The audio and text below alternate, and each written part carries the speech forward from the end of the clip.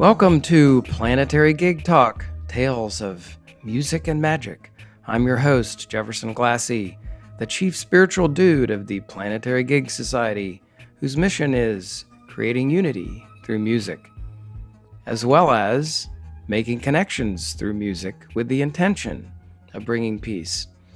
And today, I'm really thrilled to be able to talk with a great musician, and we ran into each other, connected in kind of a unusual way. But by Skype, I'd like to introduce Mr. Zig Wajler from outside Nashville, Tennessee. Hey, Zig. Hey, Jefferson. How are you today? I'm doing great.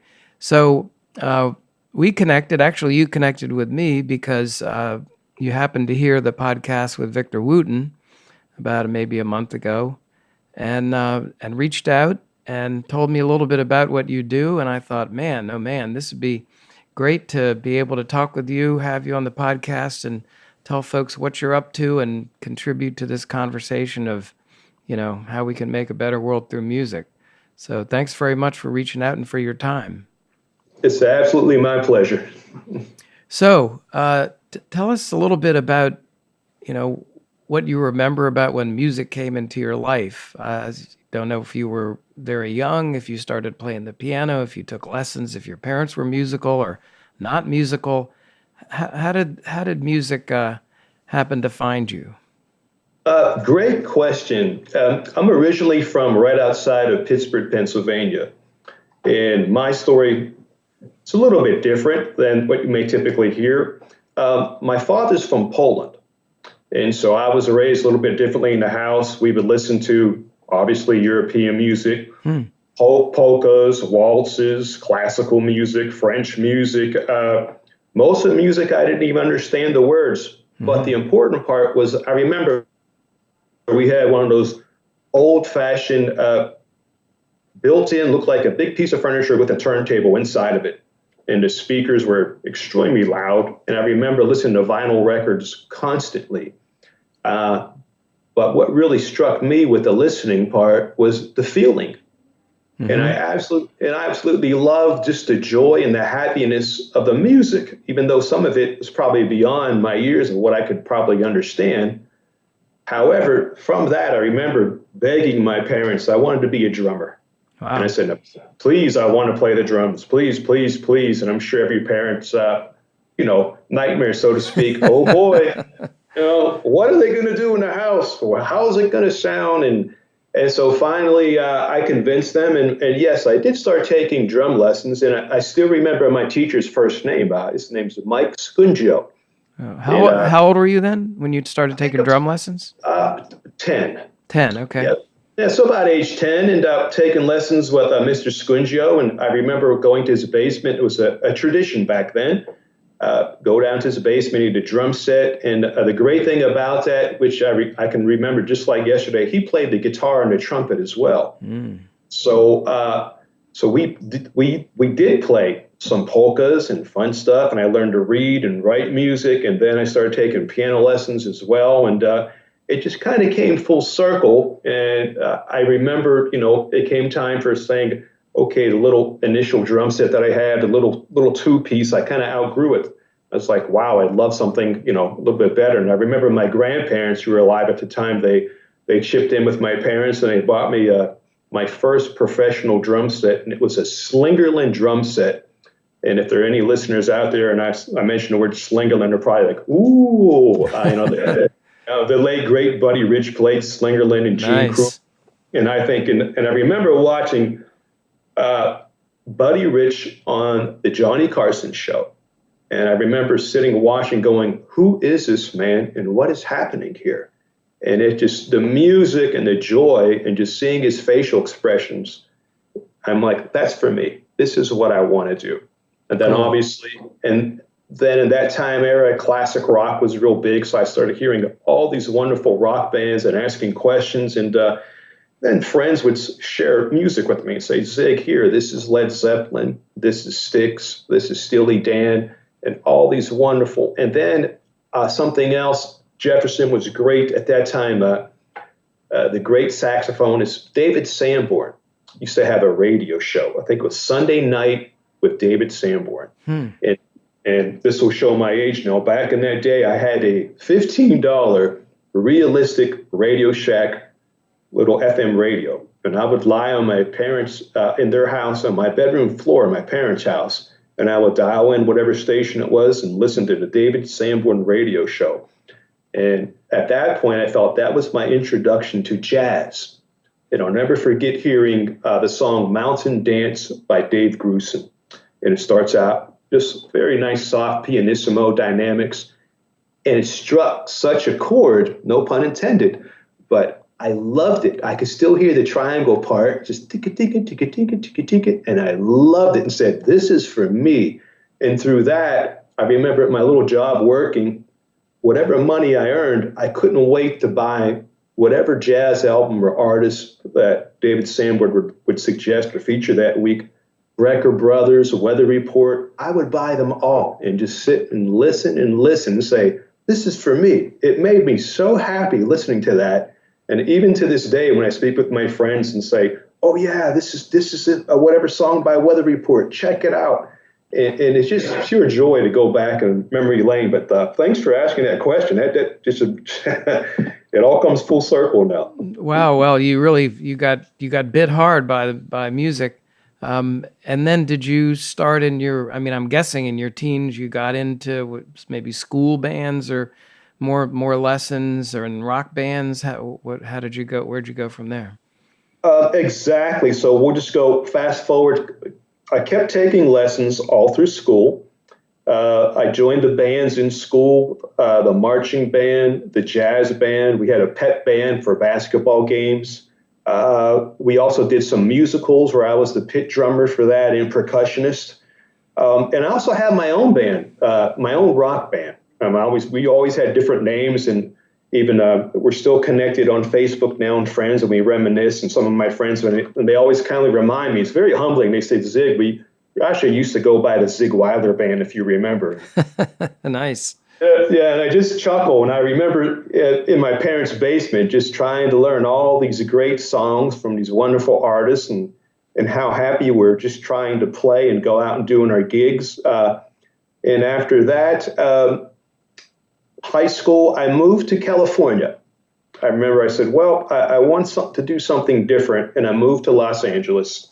And I remember my look on my father's face. And it's like, well, why do you have to go so far? What's wrong with the teachers here? And it was a wonderful opportunity. I went to a school called Musicians Institute. And the teachers at that time, I can't thank them enough for what they instilled in me. And basically, it was their sheer joy and love of music. And I remember them speaking, saying, and they would always speak proactive, say, one day when you're in the studio, when you're on the concert stage. And it was always proactive, saying, you will do this one day.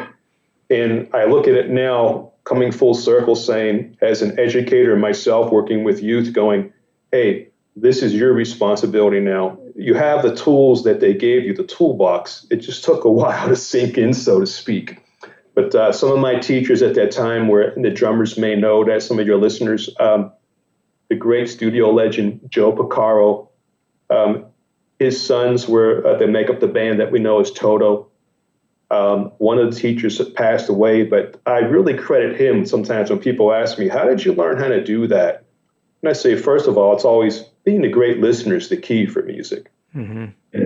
And just like we need people that appreciate music and listeners, so we can actually play for an audience, but listening is the key. And the late, great Chuck Silverman was a great drummer and percussionist and an authority on Latin music. And he would teach me all these wonderful things that were beyond my years at that time and took years to sink in. Now I look at it and go, I can do what I can because of the great teachers and people that shared enough to say, here, maybe you could do this one day. Wow, that's great. I know Victor Wooten is such a positive influence and treats music and I guess teaching music the same way. So that's great to hear. So then that was through your college years, essentially. And then what happened next? You were in LA. I guess you start gigging around, playing for some bands. Where'd you go? Sure. So I stayed in LA after that, and I kept studying, taking private lessons, and you start gigging and take whatever comes your way. And that was also the time when the explosion of music technology and digital sequencing and MIDI. So I and my roommate at that time, his name was Tim, we dove heavily into that. And we were into it, and we would write and record and compose music just from some jingles, try to get into film music. And of course, our love for jazz always was there too. So we had this really nice jazz trio. He was a jazz piano player. And so me on drums. And then we always would have guest bass players. And some of the wonderful bass players we had were on upright bass, of course, Doug Lunn. He's a Los Angeles mainstay. And the other one was Matt Bissonnette. Now, I'm going to share with you a great story about Matt. Now, his brother is Greg, well-known bass player, drummer team. Years and years ago, back in my college years, one of the bands that I really liked was a Maynard Ferguson, the trumpet. And I went to a Maynard concert, and I happened to have a Buddy Rich T-shirt on. And Greg Bissonnette was the drummer for Maynard at that time, and he just walks right up to me and just points to me and says, "Hey, drummer." I look at him and says, "Yeah." He goes, "All right, come with me." I'm like, "Who are you?" And he says, "Well, I'm Greg. I'm playing drums with Maynard. Come on, let's be friends." And I was like, "Whoa, whoa, whoa." Whoa. Yeah, and he says, "Here." He says, "Here, this is my brother Matt. He's the bass player. Oh, this is Ron. He's the keyboard player. Come hang out with us." I'm going, "Wow, this is crazy." So what a nice introduction. And then it kind of came full circle again, where there's a Matt. We're working out one day trying to stay healthy at a gym in Los Angeles. And he says, "Hey, weren't you that guy?" I'm like, "Yeah." And he goes, "Wait a minute." He goes, "You're the guy with the trio up the street." I'm like, "Sure." I said, "We happen to need a bass player." He says, "Well, I'm available. Let's play." Nice. So so you never know. And, then going forward again, I guess I spent enough time in Los Angeles. So I just was time for a change for me. And then I moved to my present home here in Nashville, Tennessee. And that was 22 years ago. I moved here not knowing anybody. And I said, well, this is for me. It felt good when I visited one time and toured through the city. And I started making friends. And just like anybody else, I'd say, "Hey, this is what I do. If you can use me, please call me." And lo and behold, I met a drummer, and he says, "Oh, yeah, do you know how to read music?" And I said, "Sure." And he says, "Great, I'll give your name to a friend of mine." And he did. And I had a phone call, and then I started doing some session work where publishing demos were real big, songwriter demos. And that was during the 90s. And it seemed like every day or every other day, I was in the studio downtown playing on somebody's songwriting demo. Nice. Which was great. And then fast forward again, you start doing gigs. And then my one main big gig at that time was with a songwriter. His name is Sean Camp, very well-known songwriter here in town, was his tour drummer. And then after that, Jefferson, we got off the tour. And I'm thinking, well, what am I going to do? And then a friend of mine says, "Hey, maybe you'll be interested in working with a group that plays rock music for kids." And the name of that band was Animal Band. And the owner of the band was Jim Moore. Loved the gig, loved it, did it for years, man. What was the name of that again? The name of the band? The Animal Band. The Animal Band. Yeah, not to be confused with The Animals. Right. So right. Yeah, so this is one of the things we've sort of communicated about a little before we got on here is your work with kids, music and kids, and that's so important. And tell us a little bit about where that went. Yeah, so we fast forward. During my years with the Animal Band, I started doing what we would call clinics, where I would take a drum set and some percussion instruments and play for a very small audience. And through that, there are moments that happen. And a young man came up to me, and I say young man, maybe 8 or 9 years old, and said, "Hey, Zig, this was really great, but I didn't get a turn." And I was kind of confused, and I looked at him and I said, "I don't really understand." He goes, "Well, I would like a chance to play the drums in some of those instruments." And through that, I created my own company called Hands On with Zig. And what it's turned into is it's an interactive musical experience that visits schools, nonprofit organizations, at-risk organizations, anywhere that would have an all ages audience. And it's an interactive program where I have the opportunity to share my background and my true love of music from around the world, and multicultural music, in addition to some contemporary eclectic music. And then after I get to perform, I always ask the question, who would like a chance to come up on stage and try this with me? And Nice. you can imagine what happens if I'm in a small theater and there are 500 or 600 people. It's the hands go up, and the irony is it's amazing how many people are named me. It's like, who would like to try this? Me. hands on with Zig. So you've been going around and doing these clinics for a lot of different folks, and I'm guessing you've interacted with thousands of kids. We used to keep a record here at my office of how many people we've reached and what we've done. And after a while, I'm very humbled to say that it's only through the power of music that I'm able to reach somebody, and we'll talk about numbers. And once we hit over 1 million, we stop counting. Oh my goodness! Over 1 million kids. This is in and around Nashville. Actually, over other places. Yes, other places, Jeff. I've been as far as doing concerts in Las Vegas, Miami, Canada, New York. We'll just draw a triangle and fill in the blanks. And it's basically, I guess it's like if there's an audience, no problem. We'll show up and do it. But so after a while, we stopped counting because it really wasn't about the numbers. It's about the mission of, did we truly reach our audience through the power of music and let the music speak for itself and bring joy and happiness into somebody's life where they said, hey, I would like to do that. Wow, that's just amazing. You're going to have to come to Washington, D.C. again sometime soon. I would love to. And through that, I mean, I've worked with such a diverse population of audiences in the United States, such as, and also earned a reputation somehow along the way. I'll say a third of my work is working with special needs audiences. Mm-hmm. And we'll say those with either intellectual disability or a physical limitation. And through that, I develop a huge affinity of working with this audience. And they've always shown me that music has no boundaries and no barriers whatsoever. That doesn't exist for me. And when I go work with these types of audiences, it's such a joy. I leave mentally exhausted. And I say that in a wonderful, thankful way because I did my job that day. And my job is to reach somebody no matter what it takes. Put an instrument in their hand. And when you're there in the feeling when I'm working with a special needs audience and you see the happiness and the sounds, and those who are identified as nonverbal, they communicate you with the skills that they have. There isn't anything like it, and I wouldn't trade it for the world, man.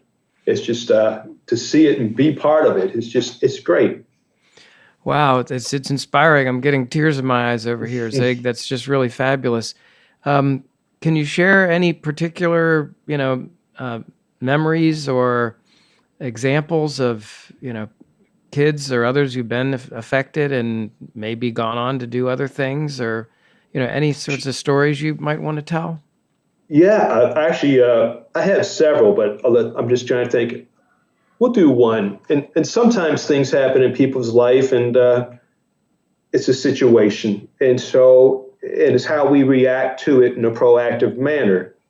So once again, you go back to the training that you have. And so here's one that comes to mind. Years ago, I worked for the Gilda Radner Cancer Society. And a friend of mine says, I'd love you to come in and do one of your programs here. It's a smaller audience, and just do this as a favor for me. I says, no problem. I show up, I'm setting up all my gear, and a man about my age looks at me, and he's looking at all my gear. I said, you're welcome to touch it if you want and play and ask all the questions. And this statement haunts me in a good way. And he stated, I used to play. I said, are you a drummer? He says, yes. And I says, well, may I say something? I said, but once you're a drummer, it never leaves you. This is in you forever. And he looked at me and says, no, I'm sick. And I say, wait a minute, you're a drummer. Here, just go ahead and play it.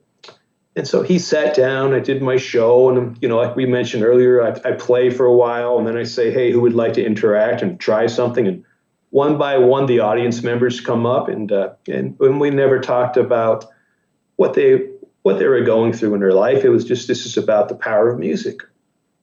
And so finally, and I noticed his son was with him, and his wife was there. And after a while, I'm thinking, you know what? This is why I'm here today. I'm going to get him to play no matter what. And I form what they call an ensemble, or a group of people playing together at one time. So we'll just say, I can't remember exactly the numbers. Maybe there are 40 or 50 people on stage playing different types of percussions. Wow, cool. Yeah, so you had your big ensemble, right? So think drum circle, but amplify it. And we're saying, so we start playing, and I noticed him just being very shy. So as I normally do, even when I work with kids, if I see somebody that needs help, I'm proactive. I just held an instrument, went out to him, and I placed the instrument in his hands as an invitation to saying, we need you. We want you to be part of this today. This is so important. And he came up, played like he did. It was beautiful. He's playing, and everybody's having fun. His son, I look at his wife, she comes up to me and grabs me in the middle of all this, and you can imagine the decibel of the volume coming off stage. Yeah. And she's grabbing me, hugging me, thanking me. And I'm thinking, what did I do? This is what music's about. And all she did was thank me because her husband smiled that day. And that's really what it's all about. Wow. Yeah, so that's beautiful. That's it. And and working with kids, it's different all the time. And here's an example. Every year for the last 3 years, I conducted was lucky enough to be part of a summer camp for an organization called the Maddie Kelly Arts Foundation, and they sponsored me to go down and work at the Biophilia Center in I'm trying to think, it's in Northwest Florida. And we do a 2-week summer camp, and the kids are there, and I have everybody on stage, and we're learning different parts and drumming parts and how everything fits in with the environment and nature and sounds. And part of what I do is they say, oh, you're the guy, but another reputation again, I have too many tags on me, but they say, oh, you're the guy that makes your homemade instruments out of recycled products. I'm like, yeah, that's me. Yeah, we partner that with everything else. Sure, why not? That's part of our mission here. And we're down there, we're learning all our drumming parts. So I have all the kids on stage, and we're talking maybe ages 6 to 12. And I write parts out for them. We learn them and all week long. And we put a big show on Friday for the parents and whomever, like lucky enough, whoever wants to come in and watch and listen. And after we're practicing, and they know they just want to do it right, not for themselves, but it's nice when you have working with a group of kids and they want to bring their personal best for you, that they want to do it right for you. It's beautiful. And I'm playing and say, okay, I'll play it, they'll play it. And finally, they did it perfectly. And I said, let's do that again. And at the very end, they just hear the sheer power of music. And I look at them, and a young lady, I looked at her and says, okay, what do you think? I said, I know what it sounds like, but I want you to tell me what it feels like to play this, to be on a big stage and to feel the power of this right now. You should have seen the faces light up. They couldn't wait to tell me what it felt like to play music. Nice. So that's part of it. I mean, this is why I do this. There's no better experience, man, when you're right there and you can feel their joy. Wow, that's really, as I say, inspiring. You're going around, you're touching, millions of people, I suppose, millions of kids. You're seeing the power of music, literally in the faces of people when they're playing. I guess there must be other people around doing that. I mean, people are in bands and doing other things. There are other educators out there. Other things you know of that are kind of going on that people are doing like what you're doing, and how do we get more of this? Well, I think a way that we can introduce this and spread the word, what I fall under the category of arts and education artists. So someone who is proactive is sharing their love of music, which happens to be my discipline, just through the arts. And I really think we as a society just need to use our voice to help advocate music in our schools and the arts in our schools. Yeah, absolutely, man. And that's where I really am with this. And whenever I post, I always say, yes, support music in our schools. And if I do something, I'm like, yes, this happened at this school today. Please support music in our schools. Even when I'm here in town in Nashville, I have a small roster of private music students. And whatever they're involved in, I try to be there for them because it's important to talk to them, their schools, their teachers, and just to be proactive in that sense, saying, and tell their parents, hey, I support them 100%. If this is what they want to do, let's find a way to push it forward.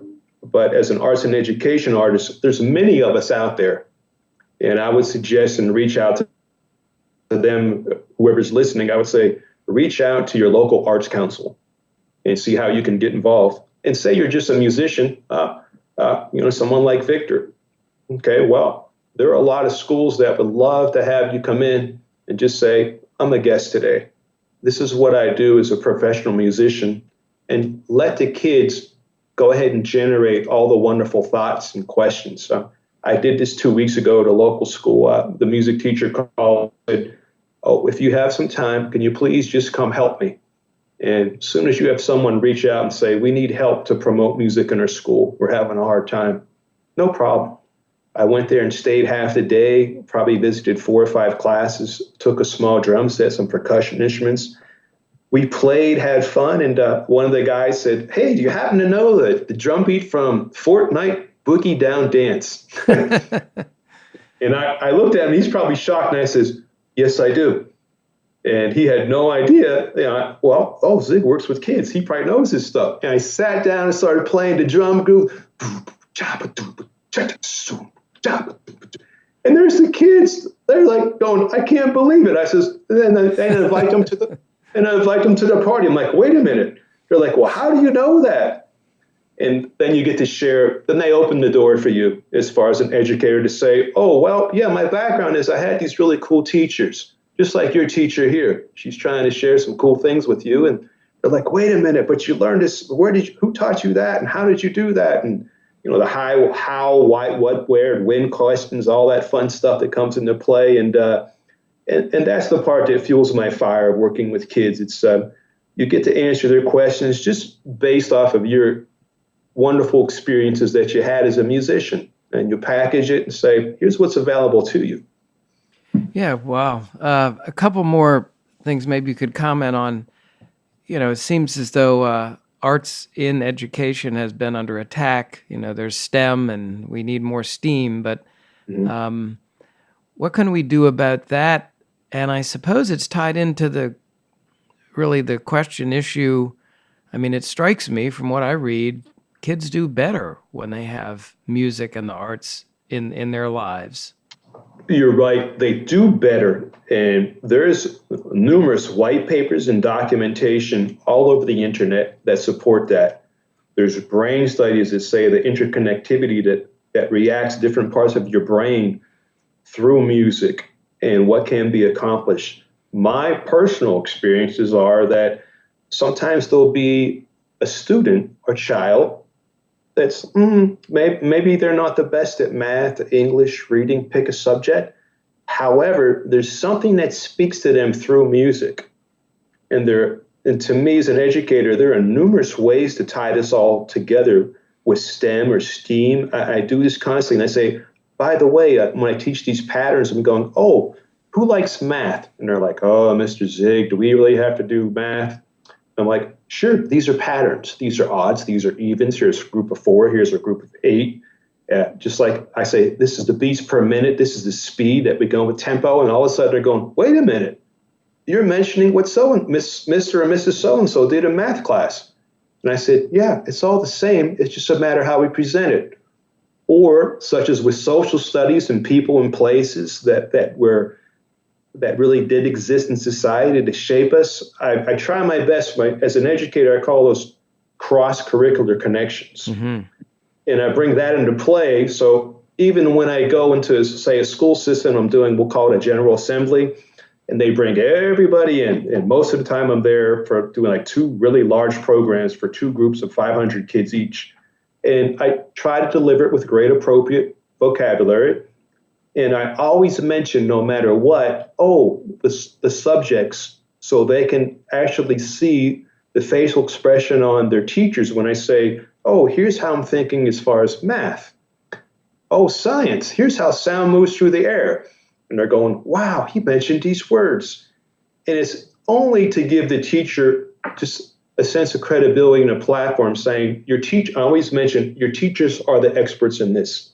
I happen to be the musician here today, but I use everything that your teachers are sharing with you now to be a better musician.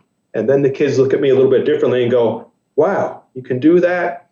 One of the fun things I've done lately, and I continue to do and reminded of, they look at your credits in your bio, whatnot, and they say, oh, it says you're an author. I'm like, and they go, what does that mean?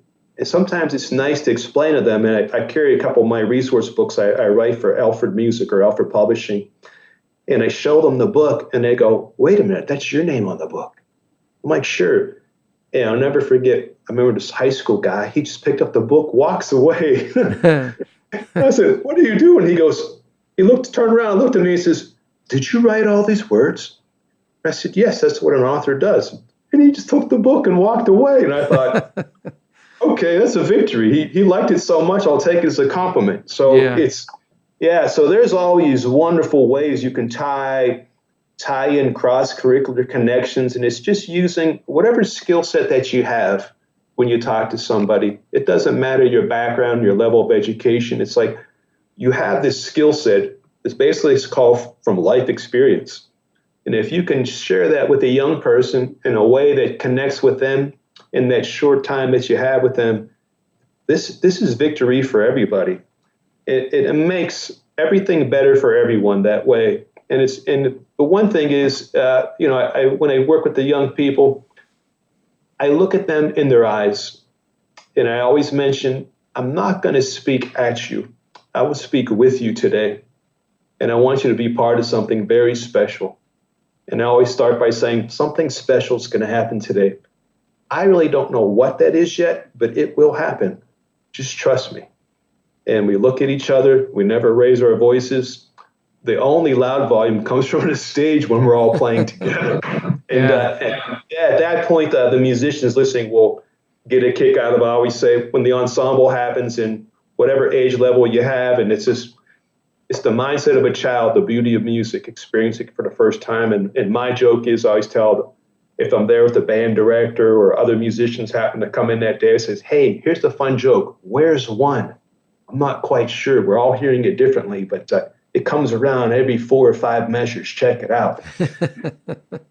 So that's the joy of it. And the hardest part of what I do, Jefferson, is I was asked this question not too long ago. And they said, hey, Mr. Zig, what's the hardest thing of what you do? And I said, well, do you want the real answer or do you want the Hollywood version? And they says, no, be real with us because you're pretty honest. And I said, sure. We try to speak the truth and say the right thing at the right time when you can, because that's going to help somebody else be a better person. And I tell them the hardest part is leaving. And it gets real quiet and they could look at me and says, it truly is. And I said, we've accomplished something in a short amount of time, and we become musical friends and companions. We experience joy and happiness, and then I have to leave and go to the next place. And they look at me like, wow, okay. And I always say, well, let's leave it this way. We're not going to say goodbye. I'll say, until I see you next time. And I said, maybe you'll see me as I travel somewhere. And I said, you're my friend. Just stop by and say hello. Man, Zig, so glad that we connected. What you're doing is really fabulous. So many good points for people to know about. They can find you, I guess, at Hands On with Zig. Is that .com or something? It's an older website. It's updating. You can go handsonwithzig.com. And most people reach out to me these days by Facebook. It's just the Facebook is just, the Facebook /handsonwithzig. And there's some pictures and videos, and people can reach out if they choose to. And I'd be happy to talk to anybody. Well, it's awesome what you're doing. People should reach out to you. I'll check out that Facebook page as well. Hadn't known about that yet, but we'll do that. Thank you so very much for taking the time and sharing what you do with everybody. I think we're all doing the right things here. So, if one of the guys I talked with, Rico Amaro, said, if you take care of music, music will take care of you. And I think that's the truth. And so thanks for what you're doing. It's absolutely my pleasure. All right, everybody. Zig Wajler.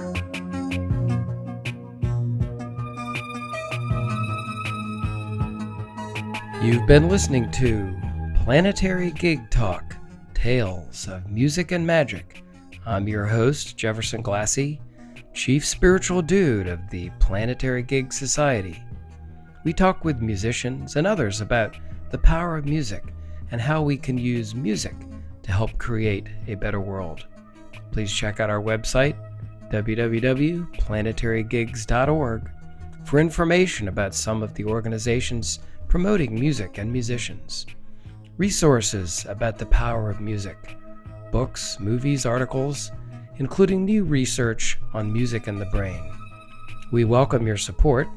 The Planetary Gig Society is a Section 501c3 charitable organization, and you can donate on the website. You also can receive a free email signature block demonstrating your support for Planetary Gig Society. Please follow us on Twitter, Instagram, and Facebook at Planetary Gigs. And we want to thank fabulous musician and teacher Eric Weinberg of Little Eric Studios for the Planetary Gig Talk music titled Chill Kid, It's Saul. So please check out Planetary Gig Talk on iTunes, Google Play, and Stitcher. Subscribe and hear all the upcoming episodes. Thanks very much.